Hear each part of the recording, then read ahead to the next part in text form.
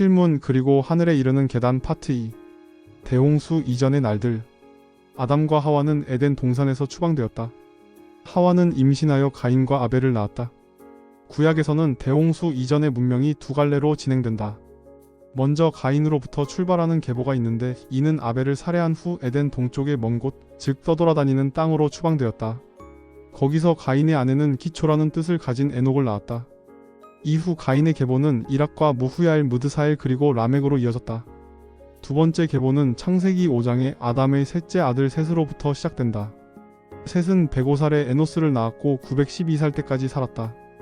에노스는 90살에 게난을 낳았고 905살에 죽었다. 게난도 910살까지 장수를 누렸고 그의 아들 마할랄렐은 895살에 죽었다. 대홍수 이전에 살았던 이들 족장들의 생애에 대해 구약의 창세기는 최소한의 정보만 제공한다. 그러나 에녹에 대해서만은 관심을 보이고 자세히 생애를 기록해 놓았다. 그 이유는 에녹이 죽지 않았기 때문이다. 에녹은 하나님과 동행하다가 사라졌다. 하나님이 그를 데려가신 것이다. 창세기 5장 24절. 여러 신들을 믿는 것이 유행하던 시기에 유일신 사상을 고수하고자 창세기의 편집자들이 많은 노력을 기울였음에도 불구하고 구약에는 신을 복수형으로 언급하는 무의식적 실수가 상당히 많이 남아있다. 하나님이 특별히 야훼라고 불리지 않던 때에 사용되던 신이라는 단어는 단수형인 엘이 아니라 복수형인 엘로힘으로 등장한다. 아담을 만들어내자는 이야기가 나오는 부분에서 구약은 복수형이 엘로힘이라는 단어를 사용한다. 하나님이 말씀하시되 우리가 우리의 형상을 따라서 우리의 모양대로 사람을 만들자. 그리고 그가 창세기 1장 26절. 사람들이 땅 위에 늘어나기 시작하더니 그들에게서 딸들이 태어났다. 하나님의 아들들이 사람의 딸들의 아름다움을 보고 저마다 자기들의 마음에 드는 여자를 아내로 삼았다. 창세기 6장 1에서 2절. 그 무렵 땅 위에는 네피림이라고 하는 사람들이 있었고 하나님의 아들들이 사람의 딸들에게로 와서 자식들을 낳으니 그들은 옛날에 있던 용사들로서 셈의 사람들이었다. 창세기 6장 4절. 네필림은 흔히 거인으로 해석되는데 문자 그대로 해석하자면 지구에 던져진 자들이라는 뜻이다. 그들이 바로 하나님의 아들들이며 우주선을 타고 온 사람들이다. 수메르를 찾은 아눈나키. 수메르의 기록에 따르면 약 45만 년 전에 마르둑으로부터 우주 비행사들이 지구에 금을 캐기 위해 찾아왔다. 처음 지구에 도착한 무리는 10명이었다. 그들은 아라비아해에 착륙해 페르시아만의 입구로 들어가 최초의 지구 정거장인 에리두를 건설했다. 그들의 지휘관은 뛰어난 과학자 겸 기술자로 지구에 온 후 지구의 주인이란 뜻의 호칭을 얻은 엔키였다. 그 이전의 이름은 에아였다. 후에 더 많은 아눈나키들이 지구로 왔는데 그 수가 600명에 달했다. 또 300명의 아눈나키들은 우주 왕복선과 궤도를 도는 우주선에서 일했다. 우주선의 기지는 메소포타미아의 시파르에 세워졌는데 그곳은 근동 지역에서 가장 눈에 잘 띄는 아라라트 산의 봉우리들과 일직선상에 있었다. 그 밖에 다른 기능을 하는 도시들이 세워졌는데 금속을 녹이고 재련하는 바드티비라 의료 중심지인 슈르팍 등이 화살 모양의 착륙 회랑을 이루며 건설되었다. 그 도시들의 한가운데에는 니푸르라고 불리는 통제센터가 위치하게 된다. 그리고 이렇게 확대된 지구에서의 총지휘를 맡은 것은 엔키의 이복 동생인 엔릴이었다. 엔키와 엔릴은 모두 12번째 행성을 다스리던 아내 아들들이었다. 엔키가 장남이었지만 엔릴은 아내 베다른 여자 형제와의 사이에서 낳은 아들이었기 때문에 아내 왕좌를 물려받을 상속자였다. 지구에서 엔키와 엔릴은 베다른 여자 형제인 닌후르상을 차지하기 위해 그리고 지구에서의 지배권을 놓고 경쟁하게 되었다. 아프리카의 광산에서 금을 캐는 노동에 시달리던 아눈나키들은 엔릴이 그곳을 순시차 방문했을 때 폭동을 일으키는 사건을 일으킨다. 그리고 이때 엔키는 노동자들의 요구에 해결책을 내놓았다. 지구에 돌아다니던 유인원의 DNA에 자신들의 DNA를 이식해 노동자로 만들자는 주장이었다. 많은 논의 끝에 엔키에게 원시적 일꾼 룰루를 만들어 아눈나키의 노동을 덜어주라는 결정을 내리게 된다. 의료를 책임지고 있던 닌후르상이 엔키를 지원하기로 했다. 룰루를 성공적으로 탄생시키기까지는 많은 시행착오가 있었다. 그리고 결국 그들은 현생 인류 호모 사피엔스를 탄생시켰다. 한 번에 14개씩의 수정란을 착상시켜 인간들을 많이 만들었다. 그리고 아프리카의 광산 일을 인간들이 대신하게 되었다. 아프리카에서 아눈나키들을 대신하여 인간들이 대신 노동을 하게 되자 메소포타미아에서 일하는 아눈나키들도 자신들에게 인간을 보내달라고 요청하지만 엔키가 이를 반대했다. 그러나 엔릴은 엔키의 반대를 무릅쓰고 몇 명의 인간들을 붙잡아 메소포타미아에 있는 에딘이라는 곳으로 데려갔다. 이 사건을 구약에서는 다음과 같이 기록하고 있다.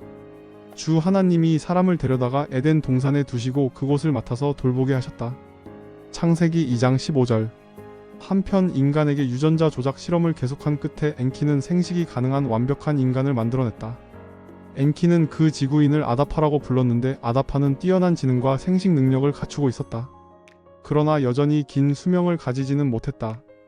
이 일이 엔릴의 귀에 들어가자 엔릴은 경노했다. 인간이 신들처럼 생식을 할 수 있도록 한다는 것은 전혀 의도된 것이 아니기 때문이었다. 수메르의 기록에 의하면 아는 엔키가 창조한 아다파가 몹시 궁금했다. 그래서 직접 보려고 하늘의 처소로 아다파를 불러들였다. 이때 신들에 의해 죽임을 당할 것을 걱정한 엔키는 아다파에게 절대 신들이 주는 것을 먹지 말라고 당부한다. 그리고 하늘로 올라간 아다파는 안을 직접 만난다. 안은 아다파와 직접 만나서 보고는 아주 흡족했다. 그래서 그를 영원히 자신들과 함께 살게 하려고 영생의 빵과 물을 먹으라고 주었으나 하늘로 올라오기 전에 엔키에게 절대 하늘에서 주는 것을 먹지 말라고 들은 아다파는 빵과 물을 거절한다. 그렇게 아다파는 영생의 기회를 잃고 다시 땅으로 내려온다. 그 이후로 인간들은 번창했다. 그리고 젊은 여자 아눈나키가 부족했던 청년 아눈나키들은 인간의 딸들과 성관계를 갖기 시작했다. 그리고 그들 사이에 자식이 태어났다. 이런 상황을 좋지 않게 보고 있던 엔릴에게 자연이 기회를 주려고 했다. 지구가 새로운 빙하 시대로 접어들면서 온화한 기후가 변하기 시작했기 때문이다. 날씨는 추워졌고 농작물은 흉작이 들고 기근이 확대되었다. 딸들이 식량을 숨기고 어미가 자식을 잡아먹는 비극이 땅에 퍼졌다. 인간들에게 이런 비극이 일어나지만 엔릴의 명령 때문에 아눈나키들은 인간들을 도울 수 없었다. 남극 대륙에서도 빙하 시대가 변화하게 되어 남극 대륙을 덮고 있던 두꺼운 빙하가 불안정해졌다. 그때 12번째 행성이 궤도를 돌아 목성과 화성 사이의 교차 지점으로 돌아오고 있었다. 이번에 지구 쪽으로 다가오게 되면 그 강한 인력으로 남극 대륙의 빙하가 떨어져 나와 바다로 들어가게 되고 그러면 전 지구를 삼키는 대홍수가 일어날 것으로 예측되었다. 그때 닌후르상이 통제하던 슈르팍의 왕 지우스드라는 엔키에게 도움을 청한다. 그리고 엔키는 대홍수를 기회로 인간들을 몰살시키려는 엔릴의 계획을 지우스드라에게 알려준다. 대홍수의 인간들과 동물들이 살아남을 수 있도록 엔키는 직접 큰 배의 구조와 치수를 자세히 알려주고 건설하라고 지시한다. 그리고 엔키는 지우스드라에게 항해사까지 보내주면서 배의 키를 아라라트 산으로 잡도록 지시했다.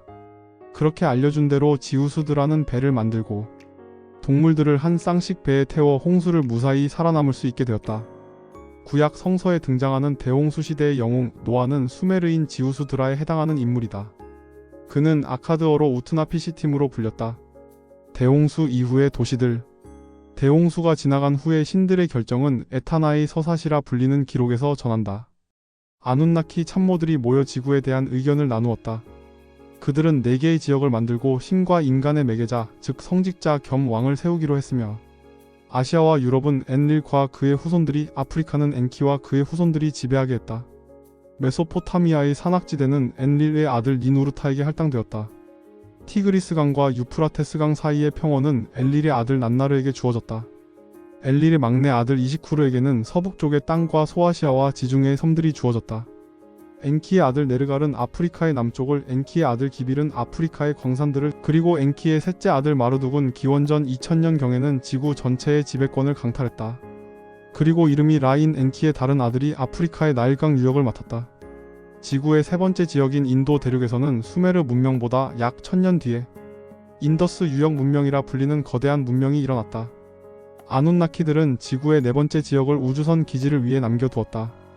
그곳은 인간이 아니라 오직 아눈나키들을 위한 곳이었다. 대홍수는 아눈나키들이 지구에 도착했을 때부터 만들어 놓았던 시파르의 우주선 기지나 니푸르의 통제 센터들을 모두 파괴했다. 그래서 그들은 새로운 지역이 필요했고 그곳을 수메르어로 틸문 문자 그대로 미사일의 땅이라고 불렀다. 그리고 틸문에는 자기의 운명을 뒤집으려고 했던 한 인간의 이야기가 남아있다. 길가메시의 모험. 길가메시는 수메르의 고대 도시 우르크의 왕이었다. 그는 자신이 신의 자손임을 알고 자신도 영생을 얻기 위해 모험을 떠나게 된다. 이 이야기가 아시리아, 바빌로니아, 히타이트, 후르리 사람들의 번역으로 널리 퍼지게 된 길가메시 서사시이다.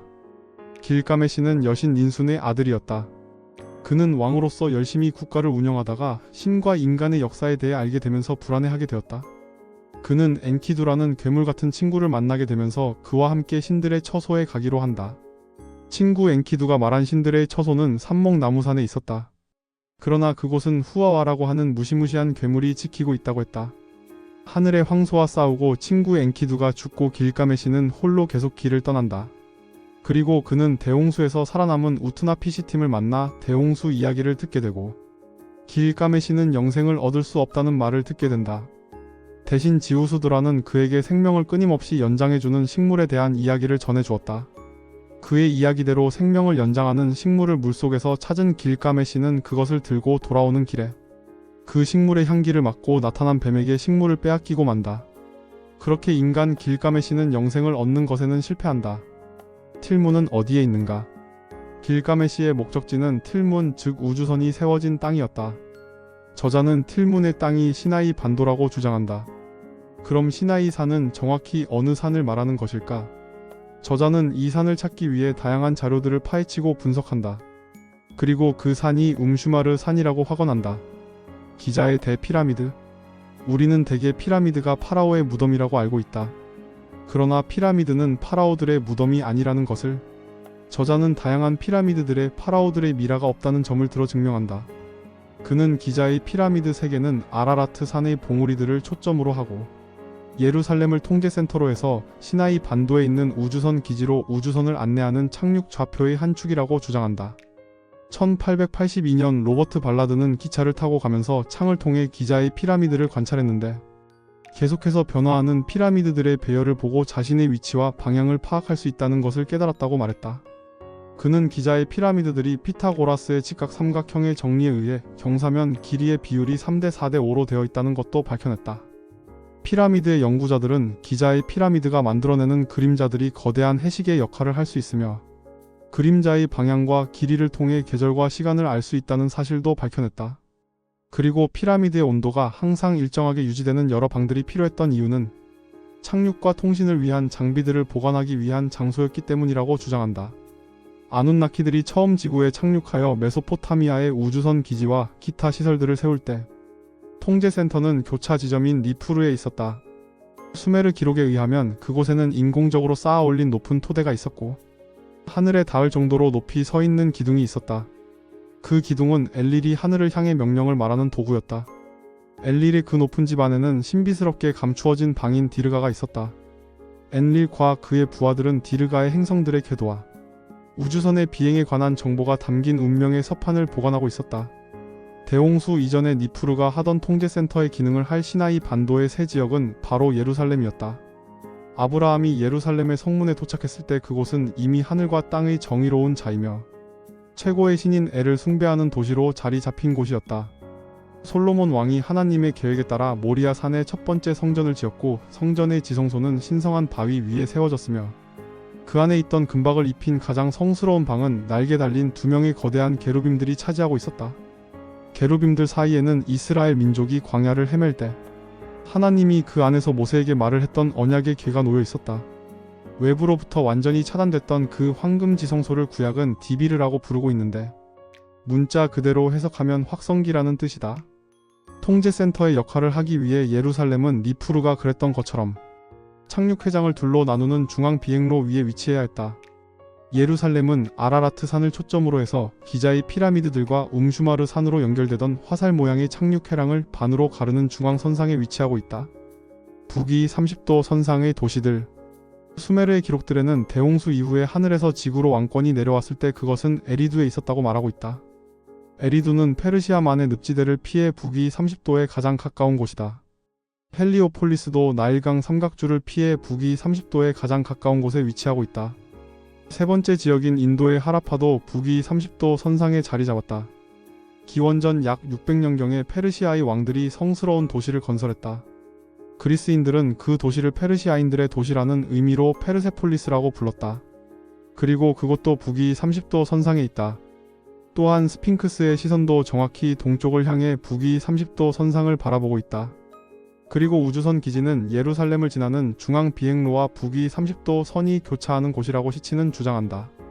대홍수 이후 지구의 지배권과 시설들이 재편되며 비행시설과 통신시설이 어디에 건설되었고 그 도시들이 역사에 어떤 영향을 주었는지 이 책은 아주 흥미롭게 이야기를 들려준다. 수메르에서 이집트로 그리고 이스라엘로 무대를 옮겨 이야기들이 흥미롭게 이어진다. 그리고 영생을 위한 알렉산더와 길가메시의 이야기는 특히나 더 흥미롭고 재미있다. SF 소설보다 더 재미있는 책으로 신선한 지적 자극을 받고 싶다면 꼭 읽어보기를 추천한다.